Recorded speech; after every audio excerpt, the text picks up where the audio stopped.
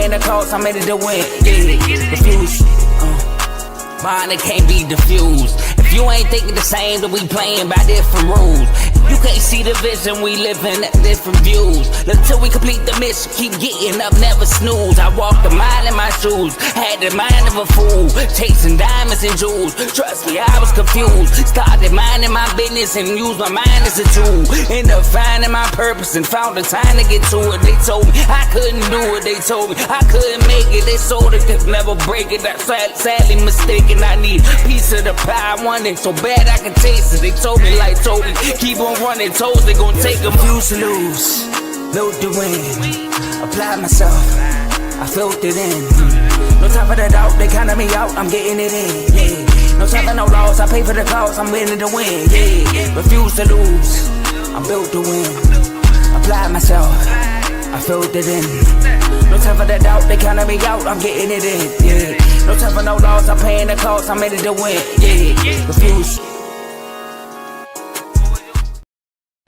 Welcome back to CTC. I'm your gracious host, Carl, and I'm back with another episode. This week, we got This Week in College. Well, today we got This Week in College Basketball. I know y'all probably thought, man, he ain't going live tonight. It's 11:30. Nah, we going live, baby. Last game ended around like 10 o'clock, so just took a little bit longer for me to make this episode. That's all it is. But we're going to recap some storylines of This Week in College Basketball from February 9th to today, February 15th. And we're going to hop right into it. And we're going to start, man, with my Michigan State Spartans. Only had one game this week, and we got spanked. I can't lie, man. We got absolutely spanked by Wisconsin on the road Friday night. We're going to definitely drop in the rankings this time. Didn't drop this this week here, but starting tomorrow, definitely going to drop the Big Ten.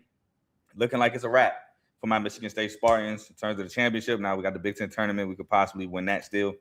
But, man, huge loss against Wisconsin on the road at the Coast, and Nick Boyd dropped 29 there. Speaking of Wisconsin, 2 top 10 wins this week as they move up in the Big Ten standings. They beat Illinois on the road, also won for the first time ever against Illinois, I think, on the road in overtime. And then they beat us at home. So 2 top 10 wins for the Wisconsin Badgers, building that resume. Well, not necessarily for tournament because they're going to make the tournament, but just a great week for them. Arizona drops back-to-back games this week. They lose to Kansas Monday night on the road. No Darren Peterson, Floyd Bethune. I've been telling you all year, I love that guy. Huge game against Arizona. Then Saturday, back at home, they lose to Texas Tech. Christian Anderson has 4 fouls. He's out the game early. And JT Toppin and the boys rally. Donovan Atwell, those boys rally, and they beat Arizona in overtime. Arizona went from first place in the Big 12 to second place that fast in a week. Now 23-2. Speaking of the Big 12, Houston now leads the Big 12 after beating Utah. Somebody else, I can't remember who. But now Houston is in first place in the Big 12 with the season right around the corner from being over. Big for Houston. Michigan continues their dominance. They didn't dominate Northwestern. They actually struggled with Northwestern for a lot of the game and then pulled away from Northwestern towards the end of the game. But they straight up dominated UCLA second half yesterday at home, the Chrysler Center. Michigan is now just looking like to be in a stronghold for first place in the Big Ten and to ultimately win the Big Ten championship this year. Sucks to say as a Michigan State fan, but I got to keep it real. Michigan has been dominating, and they will likely be number one starting tomorrow. And the country hurts my heart. We move on. Iowa State, they drop a game at TCU on the road, but bounce back to end Kansas's win streak at home at Iowa State. They absolutely dominate the Jayhawks in the second half, blow them out. Darren Peterson, I believe, had his lowest points of the season, only finishing with 10. Shout out to Iowa State for a big win in that game. St. John's continued their win streak this week. Got into a huge brawl, led to 7 ejections or something like that. Then Jameer Jones, I think, got ejected after pushing Zuby Ejiofor late in the ball game. But St. John's wins in spite of big brawl at Providence to remain on top of the Big East. Well, I believe they're on top of the Big East. Belmont gets a big win, comeback win against Murray State. today on the road. Now, with a win against Indiana State next Saturday, they will all but clinch the Missouri Valley Conference. Maybe clinch the Missouri Valley Conference. A win against Indiana State next Saturday will go a long way into clinching the Missouri Valley Conference championship for them. But again, that doesn't matter. They have to win the tournament to make the NCAA tournament. But Belmont is one, maybe 2 wins away from clinching the Missouri Valley. Next, Miami of Ohio, man. The last of the Mohicans, the last undefeated team in the game, in the country. They beat, was it Buffalo? No. I can't remember who they beat. But they won again. Miami of Ohio, man, just remains undefeated. Shout out Coach Travis Steele. Now, one of my old shorts is now becoming a question. People are wondering, will this Miami of Ohio team become an at-large bid? I still think that the committee will find a way not to do it, which is why I think the committee keeps them, well, not the committee, but the computers keep them ranked 23rd in spite of not losing games, because one loss, they're going to drop to unranked. I've seen it with South Florida a couple years ago when they had Keyshawn Pryor, Chris Youngblood, Miguel Sell, and all them guys. They went on like a 14, 15-game win streak, finally got ranked, lost one game, unranked immediately. I think that's going to happen to Miami of Ohio, which is going to hurt their chances of becoming an at-large bid, and they don't have a quad one win. Definitely going to hurt their chances. But shout out to them to remain undefeated. Got some injury news. Caleb Wilson hurt his hand against Miami, the Hurricanes. He's out indefinitely. I want to say he broke his hand. Definitely out indefinitely. Richie Saunders is out for the year for BYU. He got hurt yesterday in the win against Colorado. So unfortunate news from them. Speaking of BYU, they do have 2 wins now. Beat Baylor in an absolute barn burner, and Colorado in another barn burner. Shout out to you, man. Yes, my eyes are green. They changed colors, and I know you didn't donate $5, bro. Nice troll. I can't even get donations yet. But anyway, we'll move on. Florida continues their dominance. They beat Kentucky in the battle of first place yesterday. It was a pretty nice back and forth. Florida they started to look like they were going to blow Kentucky out. Then Kentucky battled back. Nice little back and forth. Florida runs away with it at Florida. Shout out to them remaining in first place in the SEC. Texas A&M now has lost 4 games straight, man. So was on top of the SEC, now loses 4 games straight in the middle of the pack. Unfortunate for them. Shout out to you, man. Shout out to you for having green eyes, for sure. Shout out to you. Next, we got Miami. Speaking of Miami University, the Hurricanes. They beat back-to-back North Carolina teams. They beat UNC at home. Like I said, they won wire to wire, and I said that in the previous episode. And then I ain't gonna lie, I picked Miami as underdogs to beat North Carolina State, and I still kind of think North Carolina State got robbed.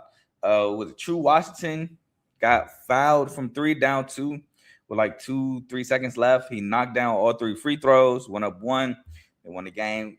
I don't know if I call that a foul on Darion Williams. I'm not sure, to be honest. But, hey, Miami's going to take the dub. Can't change it.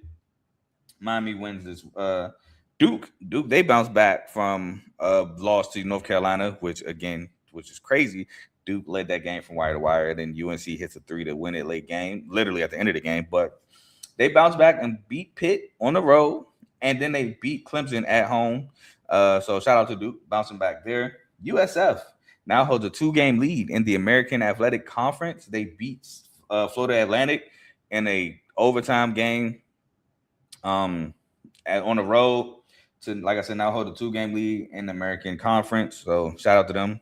Charlotte has dropped tremendously in said conference. Gonzaga sweep Santa Clara, now lead the Western. I think it's the Western. Well, the West Coast Conference, the WCC. They now lead the WCC by half a game.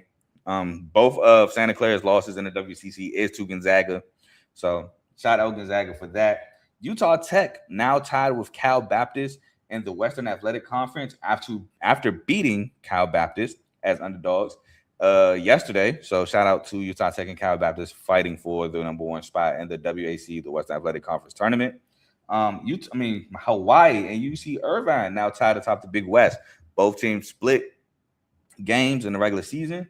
Hawaii lost to CSUN Northridge, while Cal State Northridge, while UC Irvine defeated Cal State Fullerton to now call the tie atop the Big West.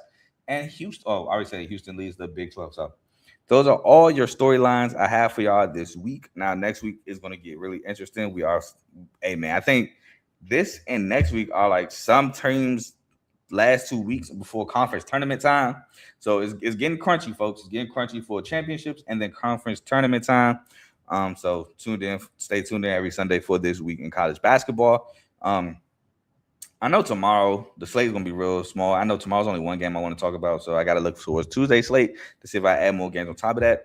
Or you just might get a short about the game tomorrow with Houston and Iowa State. But anyway, gotta do some house cleaning. So thank y'all for tuning in. Please like, comment, share, subscribe. Helps the channel, helps the network. Speaking of the network, we have multiple shows. We have the main show every Monday and Thursday between 7 to 8:30ish. That's featuring Joe, Tomo, and Dave. They have pivoted to the NBA. Pretty sure they're going to talk about the All-Star Weekend tomorrow. We have Unfazed, Catch Them When You Can, featuring Joe and AJ. They're also going to pivot to the NBA. We have BWT, Baseball with Teddy. He had an episode premiere, I believe, yesterday. Excuse me. So make sure y'all tune into that. We have FFC, Fantasy Football with Coach Coombs. Make sure you tune into that. Fantasy football season is obviously over with the NFL season being over, so just stay tuned for whatever content he has for you guys there. We have Dave's Doghouse, highlights and lowlights for sports. Hey, man, JB, in the doghouse, if you ask me. But make sure you tune into that. We have RBO Road Ballers Only featuring Vaughn. That's your NBA show. Catch him when you can. We have Empty Red Corner featuring Ty, Ricky, and Tomo. They go live on Sundays, not every Sunday, but when they do go live, it is on Sundays around 6:30, 7 o'clock. So make sure you check them out for all your boxing needs, boxing episodes, boxing shows, things like that, big matches, stuff like that. They'll bring it to you. And that's all the shows we have. Oh, and we have Zero Sports with Griffey. You got to catch that when you can, because I don't know a set schedule or anything for that. Like I said, it's a new show, so forgive me. I don't know much about it, but that's all the shows we have on the network. Please like, comment, share, subscribe to those shows as well. And if you like what you're listening to, stick with us. But that's all I got for y'all today. I will more than likely see y'all tomorrow to talk about games for Monday and Tuesday. But I'm gone. Peace.